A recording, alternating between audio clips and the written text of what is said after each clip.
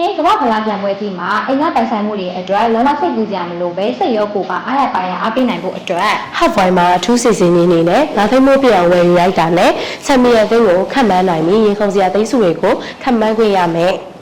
ကူပွန်ဆောင်ချစ်ချင်းလက်ခံရရှိမှာဖြစ်ပါလေရှင်စုကြည်များစွာအနေနဲ့ပထမစု10သိန်းဒုတိယစု9သိန်းနဲ့တတိယစုအနေနဲ့3သိန်းကျပ်ရရှိမှာဖြစ်တဲ့အပြင်ကန်ဆန်းခွင့်ကာလကဇူလိုင်လကုန်ထိပဲဖြစ်ပါတယ်ရှင်ဒါအပြင်ဝယ်ယူအားပေးသူတိုင်းအတွက်ကိုကြိုက်ဆုံးသိရဲ့ player ဘာရှင်းချာစီနဲ့မိုးရံတီတုံးထီရိုကိုလည်းချက်ချင်းနိုင်နဲ့လက်ဆောင်ပေးတော့မှာပဲဖြစ်ပါတယ်ရှင်